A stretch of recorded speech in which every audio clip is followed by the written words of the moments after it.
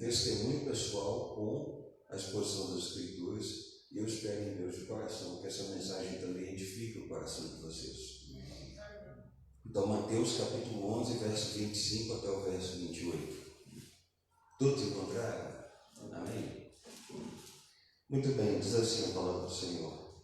Por esse tempo, disse Jesus, graças te dou, ó Pai, Senhor do céu e da terra, que ocultastes essas coisas aos sábios e entendidos e as revelastes aos pequeninos. Sim, ó Pai, pois assim foi do teu agrado, pois todas as coisas me foram entregues por meu Pai.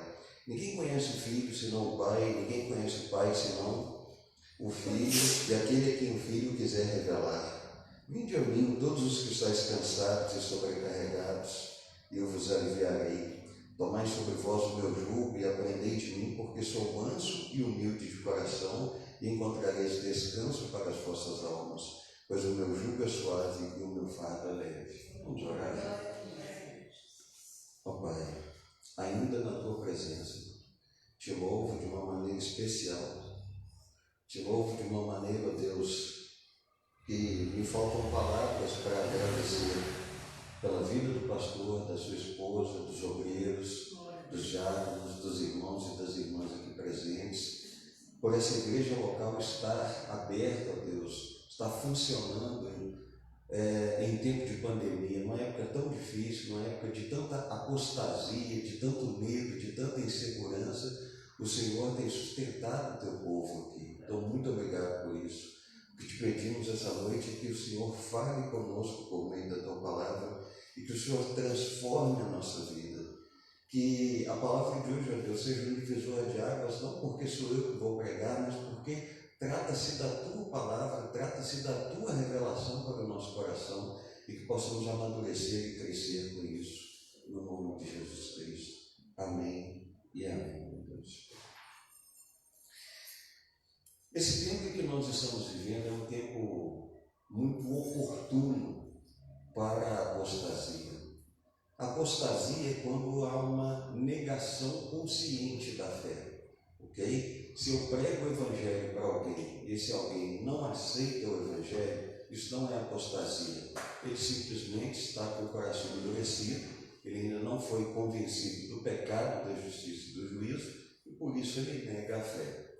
Agora, se já existem regenerados, se já existem cristãos, se já existem pessoas salvas que caminham na presença do Senhor e de alguma maneira essas pessoas pensam em desistir, se elas começam a vivenciar essa desistência, então isso é o que nós chamaríamos de uma apostasia. Então, ainda que haja uma certa discussão sobre se seria possível que um cristão genuíno se desviasse ou não, sem querer entrar aqui nos méritos da igreja local, da doutrina, do ensino do pastor, eu particularmente acredito que todo ser humano regenerado tem sim ainda uma predisposição para se desviar, para não caminhar na presença de Deus, para não querer buscar Deus, em razão de ainda lutar contra o pecado. A única diferença nesse caso, então, entre nós e alguém que não é regenerado foi o fato de que nós perseveramos. Agora, por que perseveramos? A doutrina da perseverança dos santos nos ensina que nós perseveramos porque Deus persevera conosco.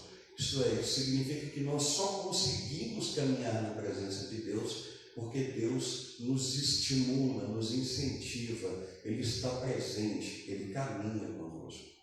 E esse texto, então, é um texto que traz para nós a esperança. Ele é um texto que quebra todo medo, que quebra toda insegurança, porque nesse tempo de pandemia, momento em que muitos têm tido trágicas perda de emprego, perda de dinheiro, perda de familiar. Eu mesmo tive um tio, irmão mais velho da minha mãe, que faleceu e o diagnóstico foi Covid-19, ele teve um infarto decorrente das consequências do Covid e tudo. Então, assim, tive tia mais velha, de mais de 70 anos de idade, que também já foi internada por Covid, mas graças a Deus se recuperou. Então, quer dizer, todos nós, de alguma maneira, fomos direta ou indiretamente afetados pela pandemia.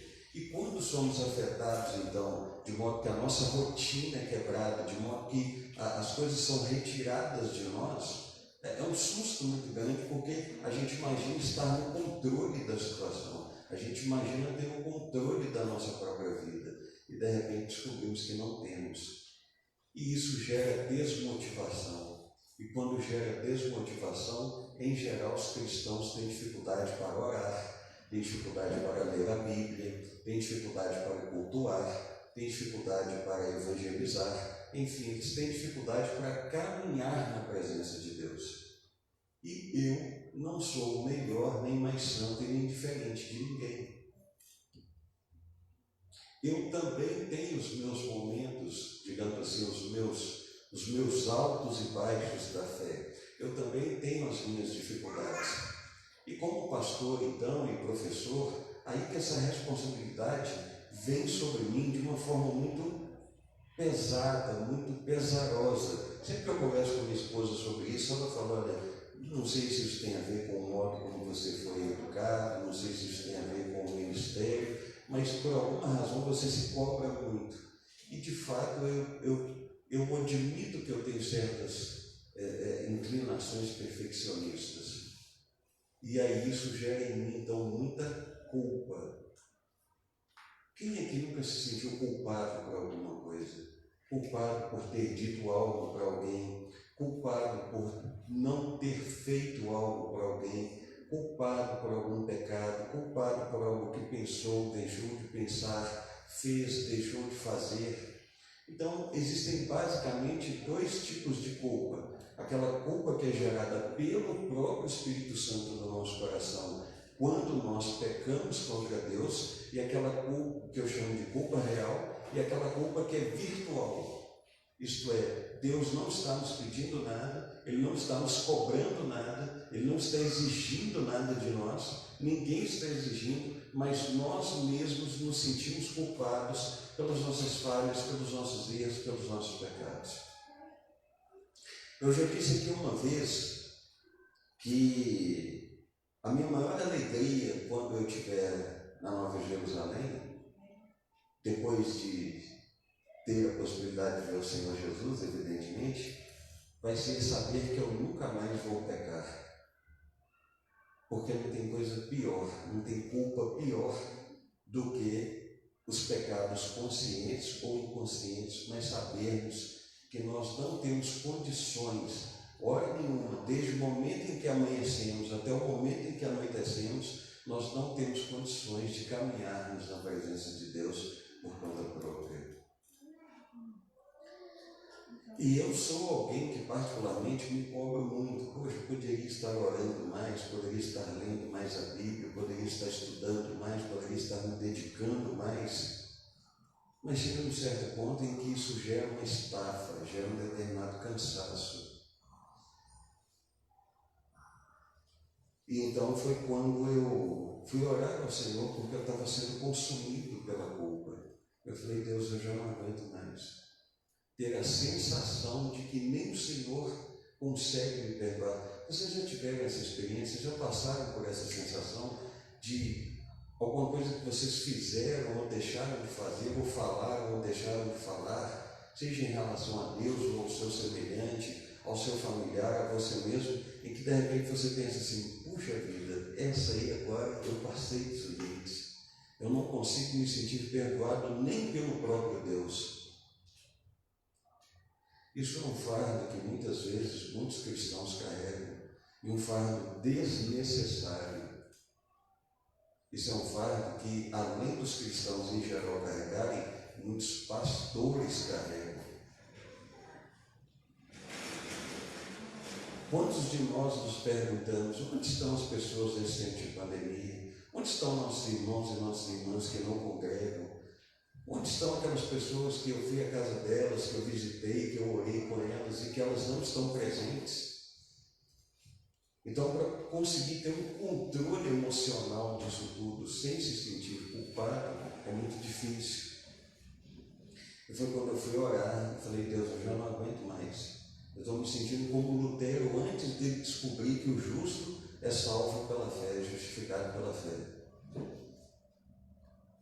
E aí foi quando o Senhor me deu essa palavra, eu comecei a estudá-la, e ela começou a preencher a minha alma e curar as minhas feridas e trazer cura das culpas reais, mas também das culpas virtuais, daquela pressão, de toda aquela, enfim, de todas aquelas exigências que eu faço sobre mim como ministro do Evangelho, como pastor, como professor, como cristão, e que muitas vezes as pessoas não estão fazendo, as pessoas não estão me cobrando, meu próprio pastor não me cobra, o próprio Deus não me cobra, mas muitas vezes eu me cobro.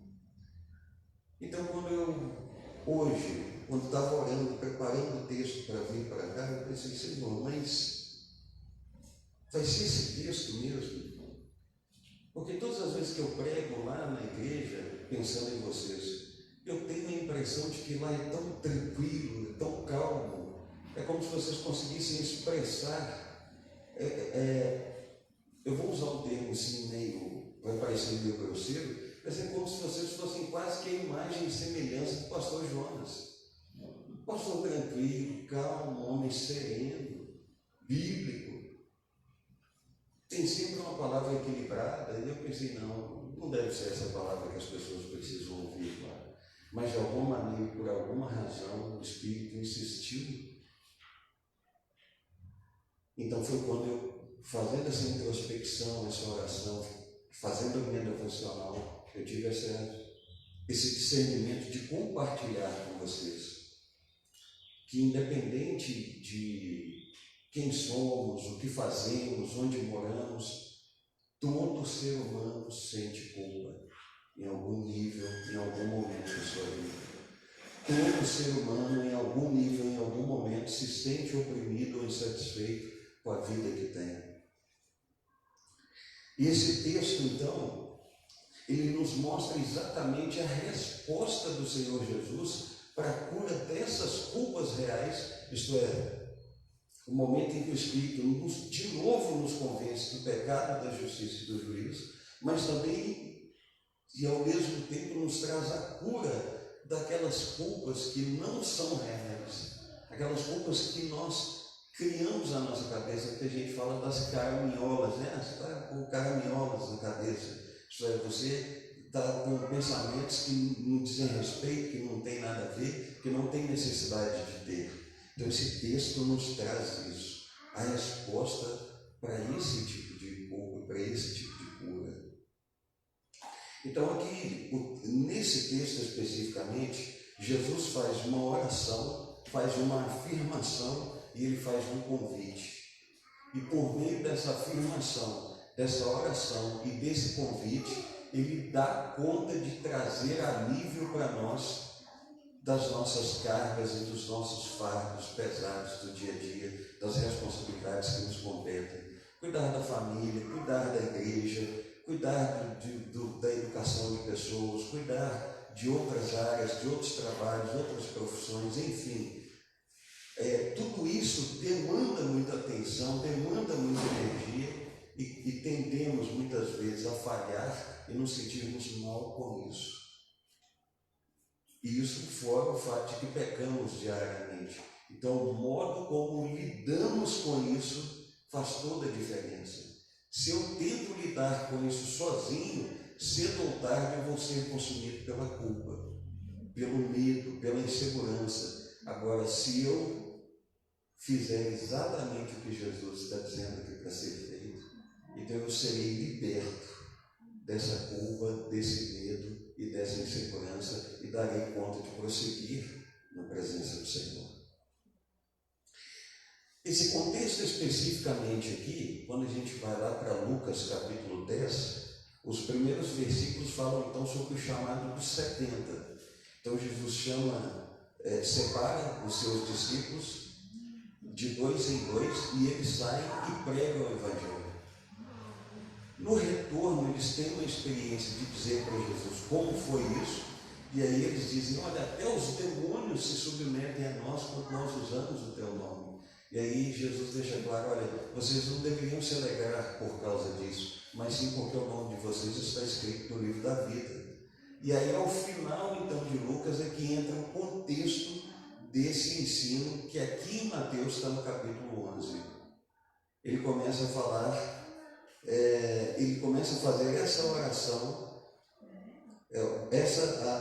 depois dessa afirmação, e aí a única diferença da passagem de Mateus para a passagem de Lucas é que não existe o convite em Lucas, mas aqui em Mateus existe o convite. Então vamos entender que oração é essa, que afirmação é essa, que convite é esse que nos traz alívio espiritual. E se nós então tivermos um entendimento correto da mensagem da obra de Jesus que ele pregou aqui, então nós conseguiremos ter um relacionamento correto com Deus e nos livraremos da culpa, do medo e da insegurança. Então a primeira lição que nós aprendemos é a da oração. Nos versos 25 e 26, nessa oração, Jesus revela a natureza e a origem do Evangelho. Vamos ver o que diz o texto. Por esse tempo disse Jesus: graças te dou, ó Pai, Senhor do céu e da terra, que ocultastes essas coisas aos sábios e entendidos e as revelaste aos pequeninos. Sim, ó Pai, pois assim foi do teu agrado. Nós encontramos algumas palavras aqui que são chaves para mostrar a natureza e a origem do Evangelho. A primeira delas é a palavra sábio. Graças te dou, ó Pai, que ocultastes essas coisas aos sábios. Eu já vi muita gente dizendo que o sábio aqui tem a ver com escolaridade, tem a ver com a pessoa ser um acadêmico, ser um mestre, ser um doutor. Não, quando nós vamos para o texto grego, nós aprendemos aqui que o sábio é apenas aquele que é instruído nas questões da vida. Não sei se vocês já tiveram essa experiência de conhecer pessoas que, mesmo que a escolaridade delas seja baixa, mas elas são pessoas perspicazes, elas são pessoas de raciocínio rápido, são pessoas que aprendem facilmente sobre a vida, sobre como sobreviver, e elas lidam bem com as dificuldades sem murmurar. E, enfim, são até admiradas por nós. Puxa vida, como essa pessoa, sendo tão pouco instruída, consegue viver com tamanha simplicidade e com tamanha perspicácia. Então tem a ver com isso. Tem a ver com isso. Tem a ver com essa ideia, então, de que a mensagem do Evangelho, ela não alcança apenas estas pessoas. Não há uma necessidade, o que Jesus está tentando dizer aqui, é que não há uma necessidade de conhecimento humano para entender a mensagem do Evangelho. Por isso que a natureza do Evangelho é revelada aqui. O Evangelho significa boa notícia, boa nova, é uma mensagem celestial. É uma mensagem sobrenatural. É uma mensagem que pode chegar ao coração de qualquer ser humano, independente do seu grau de escolaridade ou independente do seu conhecimento sobre a vida. Então, quando isso é ocultado aos sábios e é dado aos pequeninos, Jesus está tentando dizer o seguinte: para que ninguém seja arrogante de dizer que entendeu a mensagem do Evangelho por conta própria, ela vem de mim, Deus, para esse ser humano. Amém? Os irmãos estão entendendo? E aí tem o verbo revelar. Esse revelar aqui não é simplesmente mostrar. Deixa eu te revelar aqui como é que é o meu celular, deixa eu te mostrar aqui como é que é o meu aparelho celular. Não, o revelar aqui é um verbo usado especificamente para falar de coisas que são mostradas somente pelo Espírito Santo. Então está aí agora a origem do Evangelho. Na sua natureza, na sua essência, é uma mensagem sobrenatural. E a sua origem é divina. Um ser humano só tem capacidade de crer na mensagem do Evangelho se o Espírito convencer essa pessoa do pecado, da justiça e do juízo. Um ser humano só tem condições de crer no Evangelho e de crer nessa mensagem da Boa Nova, que envolve o perdão de Deus e Cristo indo para a cruz para morrer no nosso lugar, ressuscitar, não só nos dar garantia de vida eterna pela salvação, mas também nos dar garantia de eterna comunhão com Deus, porque quem gera esse sentimento de perdão em nós e de crença nessa mensagem é o Espírito Santo. Muito profundo, né? Muito interessante, né? Então, quando Jesus, nessa oração, começa dizendo: graças te dou porque o Senhor ocultou essas coisas dos sábios, Jesus está mostrando a natureza, a essência do Evangelho. Está dizendo o seguinte: olha, isso é uma mensagem celestial. E ao mesmo tempo, o Senhor revelou aos pequeninos. Ou seja, apenas uma obra que o Espírito Santo pode fazer gerou no coração desses pequeninos a capacidade de eles crerem na verdade do Evangelho. E isso já começa então a trazer para nós alívio dessa culpa. Eu comecei a me sentir aliviado dos meus medos e das minhas inseguranças e das minhas culpas, e é assim que você deve se sentir, não pela minha experiência pessoal, mas pela obra que o Espírito gera em você de trazer alívio, porque você sabe que foi perdoado dos seus pecados, você foi perdoado pelas suas faltas, Deus sabe das suas limitações. Muitas pessoas às vezes têm aquela preocupação de servir a Deus como se servir fosse uma espécie de meta. Eu tenho que fazer 10 orações na semana, eu tenho que ler a Bíblia todos os dias, 20 capítulos, eu tenho que tirar 3 horas de devocional, como se você não desse conta de fazer isso, você estivesse debaixo da ira de Deus, ou como se você estivesse traindo Deus. Quando na verdade todos nós estamos exatamente no centro da vontade de Deus.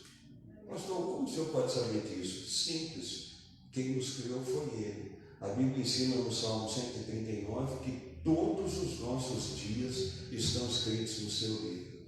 Ele já decretou toda a nossa vida, já escreveu toda a nossa história, e todas as coisas boas ou ruins que nos acontecem servem para a nossa santificação, para a nossa edificação, para o nosso crescimento, e precisamos então aprender com os nossos erros de uma forma didática. O erro também nos ensina a como não fazer aquilo de novo, como não agir dessa forma de novo, os malefícios que aquele tipo de pecado traz sobre a nossa alma, sobre o nosso coração. Nós também temos condições de aprender com os nossos erros. Lembrem-se que vocês foram justificados pela fé. Isso significa que Deus deu uma ordem decretando que todos os pecados de vocês foram perdoados desde o dia que vocês nasceram até o dia que vocês vão morrer. Então, se vocês ainda continuam pecando, não é um pecado para condenação e estar debaixo da ira de Deus. É um pecado que vai de alguma maneira se transformar depois em algo didático para que você aprenda a não errar mais. Amém? Estão seguindo a linha do raciocínio?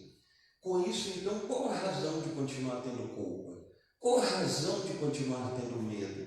Qual a razão de continuar tendo insegurança? Qual a razão de pensar em desistir de andar na presença de Deus, de caminhar na presença de Deus, só porque você não consegue bater suas metas pessoais, seja na sua relação com Deus, na sua profissão, na sua relação com sua família, na relação com você mesmo? Todas as vezes que eu e você tentamos fazer alguma coisa por esforço próprio, repare que isso é boicotado. E eu já cheguei a uma conclusão pessoal. Se eu sou boicotado, eu não sou boicotado por Satanás. Sou boicotado pelo próprio Deus. Para que eu aprenda a viver debaixo da graça dele, a depender da graça dele. Porque todas as vezes que eu fizer alguma coisa que eu conseguir fazer, eu quebro, eu vou em direção contrária ao versículo 9 de Efésios capítulo 2, que diz que não é por obras para que ninguém se glorie. Então nós estamos exatamente do jeito que Deus quer, no perfil que Ele traçou para nós. E a parte que eu acho mais linda dessa oração e de todo o Evangelho, de toda a palavra, e que no processo de santificação, apesar de que nós pregadores pregamos igual para todo mundo, está todo mundo ouvindo a mesma mensagem, o mesmo Mateus capítulo 11, verso 28 a 30, 25 a 30, mas com cada um, o Espírito Santo está trabalhando de um jeito diferente, dando a resposta que você necessita, que é diferente da resposta do seu irmão e da sua irmã. Cada um de nós está sendo consolado e confortado por essa mensagem na área em que nós necessitamos, que pode ser e que certamente é diferente da área do nosso irmão e da nossa irmã. E é aí que está a beleza da santificação. É particular, é subjetivo, é pessoal, é personalizado. O crescimento do pastor Jonas nunca será igual ao meu. Meu crescimento nunca será igual ao do pastor Jonas. Comparações nunca são saudáveis. Mas eu não consigo orar bonito igual o irmão. Mas eu não consigo ficar tantas horas igual a irmã da intercessão. Mas eu não consigo sair debaixo desse sol quente para evangelizar igual o irmão faz. Comparações nunca são saudáveis. Nunca são saudáveis. Porque você está como uma sementinha que foi plantada, crescendo no seu tempo, do seu jeito, conforme o Espírito Santo vai te adubando e vai gerando em você crescimento e maturidade espiritual. Amém? Estamos aprendendo? Amém. A segunda lição que nós aprendemos nesse texto, que já não é mais na oração, e sim na afirmação do verso 27, é que na afirmação Jesus revela a legitimidade do Evangelho e o modo como ele é transmitido. Preste atenção no verso 27. Todas as coisas me foram entregues por meu Pai. Ninguém conhece o Filho senão o Pai, e ninguém conhece o Pai senão o Filho, aquele a quem o Filho o quiser, e aquele a quem o Filho quiser revelar. Gente, preste atenção nessa sequência argumentativa de Jesus. Isso é fantástico, porque na lei judaica, a lei requeria que existissem testemunhas para que aquilo que uma pessoa dissesse fosse verdade. Então Jesus começa fazendo essa oração: Pai, graças te dou porque o Senhor ocultou essas coisas aos sábios e as revelou aos pequeninos. Como eu posso ter certeza de que essa mensagem revelada aos pequeninos realmente vem do Espírito Santo e realmente é verdadeira? Pela razão mais simples de todas. Porque Jesus disse assim: todas as coisas me foram entregues. Ele tem todo o poder. Em Hebreus capítulo 1, do verso 1 até o verso 3, fazendo uma síntese, o texto começa dizendo: olha, no passado Deus falou de muitas maneiras aos nossos pais pelos profetas. Agora Ele nos falou pelo Filho, a quem Ele constituiu herdeiro de todas as coisas e Criador do universo. Então o verso 3 vai dizer que Ele é a imagem, a expressa imagem de Deus. Significa que tudo que Deus tem, o Pai, todos os atributos, todas as qualidades que Deus tem, o Pai, o Filho, Jesus, também tem. E esse Filho, que é a exata expressão do Pai, sustenta todas as coisas com a palavra do seu poder. Então, todas as leis físicas, químicas, biológicas, sociais, psicológicas, tudo quanto é tipo de lei que você imaginar que rege o funcionamento do universo, diariamente funcionam pelo comando do Senhor Jesus. Muito interessante, né? Em Colossenses capítulo 1, verso 16, diz que Ele não só é o primogênito, mas que todas as coisas foram feitas por Ele. E ainda no Evangelho de João, capítulo 1, verso 1 em diante, vai dizer o seguinte: no princípio era o Verbo estava com Deus e o Verbo era Deus. Ele é, ou em algumas traduções traz como era a luz do mundo. A luz aqui não é essa luz apenas que ilumina, possibilitando que as pessoas enxerguem no escuro. A luz ali é aquele que traz conhecimento, entendimento. Ele é a luz do mundo. Tudo o que existe foi feito por meio dele, através dele. Então todas as coisas foram dadas. E aí, que garantias eu tenho de que todas as coisas foram dadas? Aí Jesus dá a sequência. Porque ninguém conhece o Filho senão o Pai, e o Pai senão o Filho. E aqueles a quem o Filho quiser revelar. Em outras palavras, eu posso ter a segurança do perdão, posso ser livre do medo e das inseguranças e crer nessa mensagem do Evangelho, porque o Pai e o Filho são dignos de credibilidade e eles são dignos de confiança e são verdadeiros, e um conhece o outro.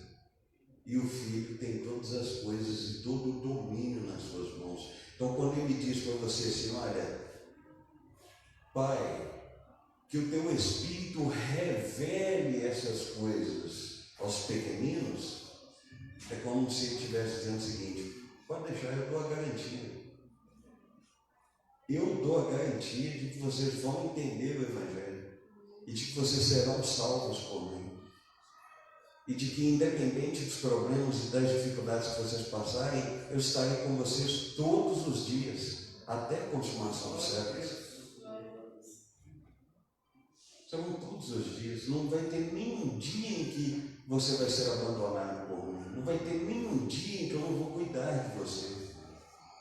E aí isso foi trazendo alento, calma e cura também para a minha alma, como eu espero que traga para de vocês.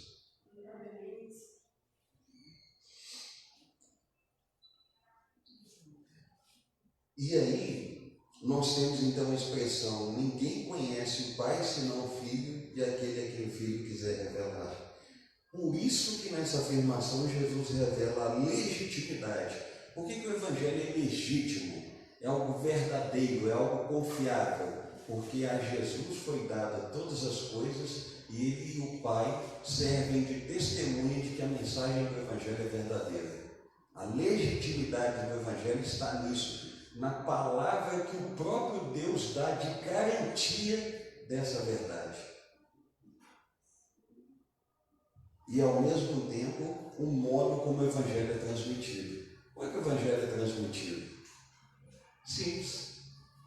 Somente aqueles a quem o Filho quiser revelar é que vão entender quem é o Pai e quem é o Evangelho. É por isso que às vezes você prega o Evangelho para uma pessoa e ela rejeita. Se ela rejeitar, você não tem que tentar insistir, porque você não tem que fazer o papel do Espírito Santo. Quem vai colocar no coração dela a capacidade de crer no Evangelho e de entender o Pai a partir dos ensinos de Jesus é o Espírito. Mais dia ou menos dia, essa pessoa virá para a presença do Senhor. Não tem que se preocupar com isso. A única parte que nos compete é a evangelização, é a proclamação. Estão conseguindo entender por que não é performática a relação? Não é por meta, não é por esforço próprio, digamos assim, mas sim pela graça de Deus. Porque se você tentar por esforço próprio, você vai se consumir em culpa, em insegurança e em medo. Mas quando você entende que você está debaixo da graça, todos os seus esforços, tudo aquilo que você está fazendo já empenhado por um impulso que o Espírito coloca em você. Mas o Espírito não está exigindo que você faça o papel que é dele, que é de o Filho revelar a quem ele quiser sobre o Pai. Amém? E finalmente, então, a última lição. Jesus é fantástico, né? Maravilhoso. Ele começa fazendo uma oração para mostrar a natureza e a origem do Evangelho. Depois ele faz uma afirmação para mostrar que a oração dele é verdadeira, quando ele fala da legitimidade e de como o Evangelho é transmitido. Mas para que não fique só nisso, para que ele de fato consiga resolver o problema de quem se sente medroso, inseguro e culpado, agora ele faz o convite. Porque ele sabe que não vai depender de você, vai depender dele. Ele é que tinha que ir para a cruz, no seu lugar e no meu lugar, para restabelecer nossa comunhão. Mas aí ele faz o convite. No convite, Jesus revela a eficácia do Evangelho. Vamos ver o que dizem os versos 28 a 30. Vinde a mim todos os que estáis cansados e sobrecarregados, eu vos aliviarei.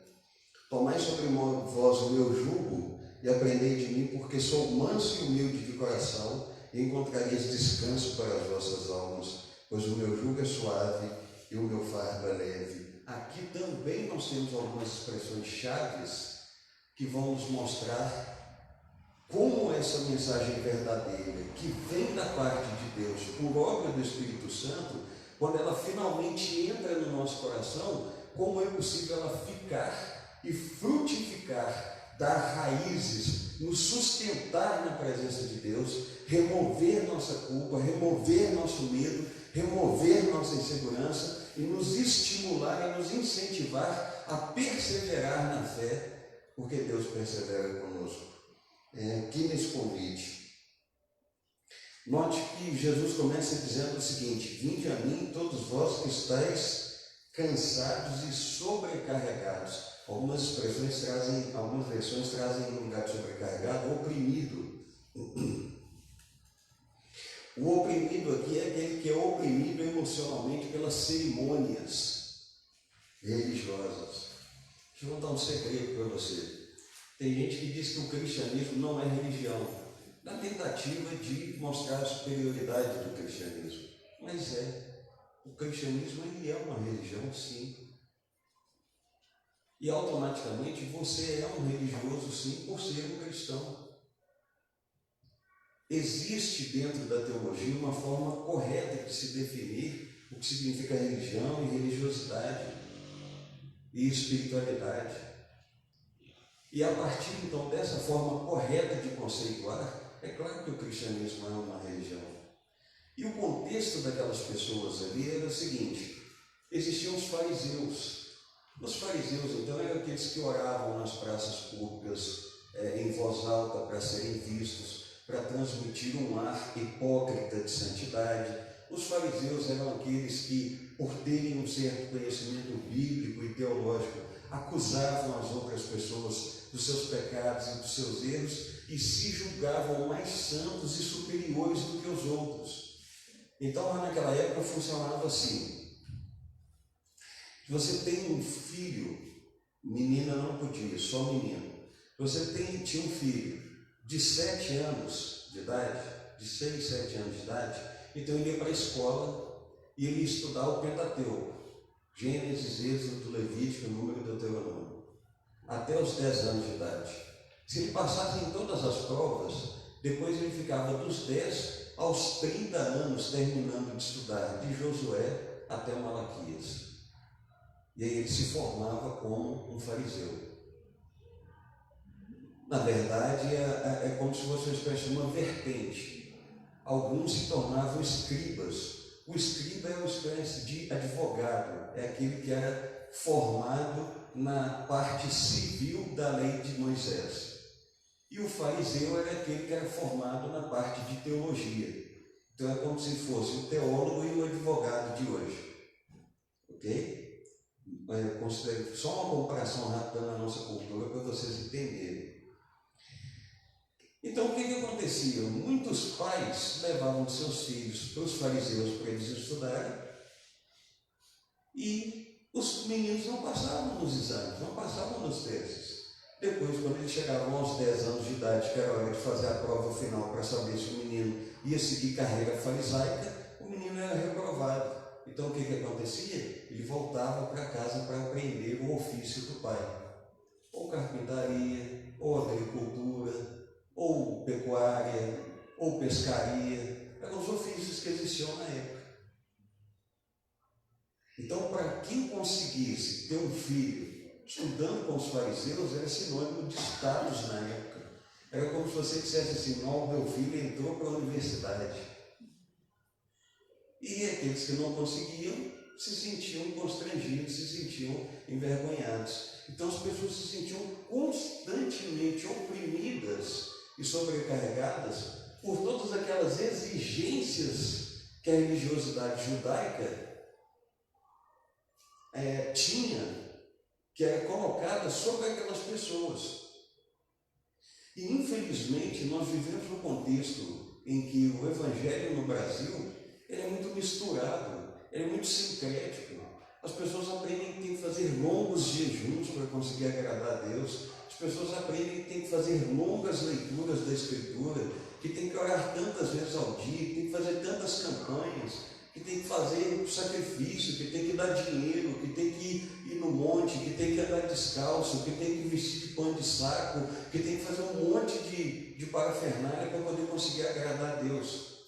Se no nosso dia a dia, às vezes, nós não conseguimos agradar a Deus, que dirá então com todas essas exigências?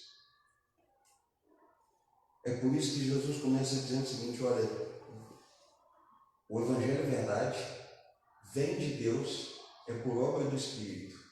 Se você está cansado e sobrecarregado, então agora vem a mim. Eu posso dar essa mensagem do Evangelho para você, eu consigo colocar ela no seu coração, te trazer alívio da culpa, te trazer alívio do medo, te trazer alívio da insegurança, te trazer alívio de toda forma de dor e mostrar que eu não vou perder você. Foi isso que Jesus quis dizer. E aí é muito interessante porque quando ele diz aos sobrecarregados, e eu vos aliviarei, o verbo aliviar aqui é como se fosse te dispensar de um serviço, te dispensar de algo. Por exemplo, de repente você está fazendo uma construção e aí você está carregando aquele carrinho de mão com muitos tijolos, com uma pilha de, sei lá, 20 tijolos, 30 tijolos naquele carrinho de mão. Está muito pesado mesmo. Você tem que ir e voltar diversas vezes. De repente alguém vira para você e fala assim: fulano, deixa esse carrinho aí, não precisa de você carregar esse peso não. Fica tranquilo, pode sair daí, dá licença, vai descansar, não tem necessidade disso. Então o alívio de Jesus é isso. Não tem necessidade de você tentar me agradar por conta própria. Não tem necessidade de você querer bater meta na forma de me buscar. Não tem necessidade de você achar que tem que ser perfeito para eu te aceitar. Não tem necessidade de você achar que você tem que fazer X orações, X leituras bíblicas para eu poder te aceitar. Não tem necessidade de você achar que você tem que o tempo todo vencer o pecado para eu te aceitar. Não tem essa necessidade. Não tem essa necessidade. Consegue lidar com isso? Consegue sentir o alívio que é saber que mesmo diante das nossas imperfeições, quem nos garante é o Senhor Jesus? E aí alguém pode perguntar: poxa, mas se de repente Jesus fala que eu não preciso de cumprir tudo isso e que eu estou dispensado de tudo isso, então eu posso viver do jeito que eu quiser? Não. É por isso que ele diz que o meu jugo é suave e o meu fardo é leve. Jesus não está tirando nenhuma responsabilidade humana que cabe a nós no processo de santificação e no momento de buscá-lo. Ele só está dizendo o seguinte: todas as exigências, as falsas exigências, você não dá conta de cumprir, você não precisa tentar. Mas o meu jugo é suave e o meu fardo é leve, porque aquilo que eu peço para você fazer é uma responsabilidade que você dá conta sim de fazer, porque sou eu que estou fazendo contigo. Sou eu que estou te ajudando a fazer. Eu estou indo para a cruz justamente para que você não tenha que fazer as falsas exigências, para que dentro das suas limitações e dentro daquilo que você dá conta de fazer, eu vou aceitar. Não porque é você ou porque você é bonzinho. O meu Pai vai aceitar porque eu estou pagando o preço do seu lugar. Eu estou indo para a cruz no seu lugar. O seu pecado está recaindo sobre mim. A sua falha, a sua imperfeição, a sua incompetência, o fato de você não dar conta, já está sendo pago por mim na cruz do Calvário. Então, quando eu prestei atenção nessa mensagem, que eu estudei, então eu respirei aliviado. Porque mesmo tendo 26 anos de Evangelho, como eu disse, eu tenho os meus momentos de altos e baixos.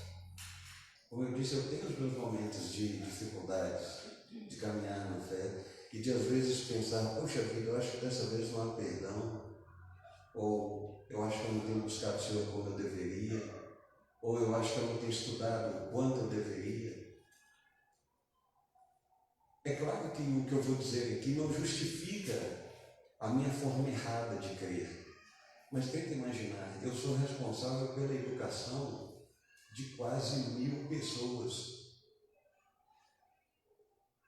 numa igreja local, escrevendo material para a escola bíblica, dando estudo na quinta-feira, pregando aos domingos. E é responsável por outras tantas pessoas num seminário teológico que vai formar pastores como Jonas, que estarão à frente de igreja aqui ensinando coisas que estão na Bíblia e coisas que em parte eu ensinei. Imagina a prestação de contas que eu não vou ter com Deus se eu ensinar alguma coisa errada e ele replicar o meu erro com vocês, sem saber que ele está errando porque eu ensinei errado. Então, como eu disse, isso não justifica a minha crença errada de às vezes fraquejar e pensar em desistir. Mas nós temos a garantia do Senhor Jesus, da eficácia do Evangelho. Para a gente encerrar, isso me faz lembrar de uma ilustração, muito provavelmente vocês já devem ter ouvido falar, das pegadas na areia. Eu vou contar a minha própria versão. Tinha um cristão que vivia, como eu às vezes, inquieto, conturbado, cansado emocionalmente, preocupado com as pessoas, com o Evangelho, com o modo como a igreja vem conduzindo as situações, passando também pelas suas próprias dificuldades. E esse cristão morreu, e ele foi para a presença do Senhor Jesus. E aí ele disse: Jesus, onde o Senhor estava quando eu passei por essa e essa situação? E aí Jesus, usando aquela ilustração do telão, dá uma olhada naquele telão ali. Aí tinham pegadas na areia. Tinham 2 pares de pegadas em alguns momentos, e em alguns momentos havia apenas um par de pegadas. E aí ele logo deduziu, Senhora, essa é fácil, onde tem 2 pares é porque o Senhor estava comigo, onde tinha um par só é porque eu fiquei sozinho. E aí Jesus olhou para ele, com todo o amor do mundo, falou: meu filho, você está equivocado.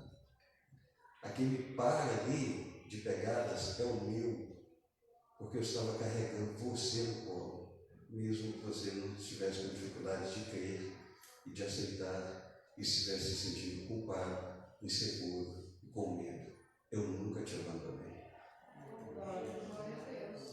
Nunca te abandonei. E para encerrar então o testemunho pessoal, já que nós encerramos a reflexão, eu não gosto muito de contar a experiência pessoal porque acho que senão as pessoas tomam isso como uma doutrina. Eu sou veementemente contra. Mas essa semana, então, quando eu estava orando e buscando a Deus nesse apuro, nesse aperto, nessa opressão, nessa dificuldade,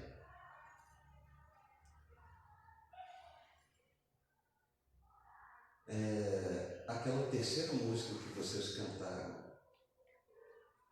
Se Eu Andar Pelo Vale, ela veio à minha mente e começou a cantar, tocar, cantar, como uma espécie de alívio que o Espírito me trazia. E eu dizia assim: não, está muito difícil, eu não vou aguentar, eu não vou suportar. E aí eu vim pregar hoje. E quando vocês tocaram, então, e cantaram, eu me emocionei, eu chorei. Eu não sou de falar essas coisas. Eu chorei porque eu sabia que a música aqui era como se Deus estivesse dizendo: eu não te falei isso antes. Eu não testifiquei já no seu coração que não precisa de você se preocupar.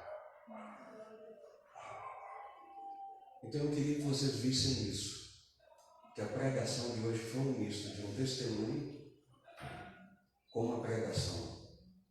E da mesma maneira que o Espírito traz ao meu coração alívio dos medos, das culpas, das inseguranças, pelas minhas faltas e pelas minhas falhas, como pecador que sou, o meu sincero desejo é que o Espírito te traga também alívio dos medos, das culpas, das inseguranças. Da mesma maneira contigo, pastor. Eu sei do fardo que você carrega, porque eu também sou um pastor, e o meu desejo é que o Espírito te traga alívio, que você saiba que você está exatamente no centro da vontade dele. Ele continue te dando sabedoria para você conduzir esse rebanho. Vamos orar? Ó Deus, em nome de Jesus, nós te damos graças pela tua bondade, pela tua misericórdia. Muito obrigado, meu Deus, porque se andarmos pelo vale, realmente podemos ser consolados pelo teu amor. Muito obrigado pelo convite que o Senhor nos faz, ó Deus, porque muitas vezes nós estamos realmente cansados, sobrecarregados, indispostos, pensando em desistir de caminhar na tua presença, não porque não te queremos, mas porque nós nos sentimos tão pequenos, tão insignificantes, tão sujos, tão impuros, tão pecadores, tão impróprios para estarmos diante da tua santidade, da tua beleza, da tua misericórdia, que a nós só resta nesse momento a lágrima da gratidão, o coração, meu Deus, que se derrama diante do Senhor agora por obra do teu próprio Espírito, em agradecimento pela salvação promovida pelo Senhor Jesus. Pai, muitíssimo obrigado pelo que o Senhor fez por nós, nos dando, nos amando de tal maneira que o Senhor nos deu o teu Filho. Jesus, muitíssimo obrigado, porque como o Senhor nos ensina no Evangelho de João, espontaneamente o Senhor deu a tua vida, ninguém a tirou. Obrigado, Senhor, porque nossos fardos são trocados pelo Senhor essa noite por um fardo e um jugo que é suave, que é leve, e uma possibilidade de continuarmos caminhando na presença do Senhor. Muito obrigado porque o Senhor persevera conosco e nós assim aguardamos o retorno e a manifestação definitiva do teu reino. Obrigado em nome de Jesus Cristo. Amém, amém e amém. Deus abençoe.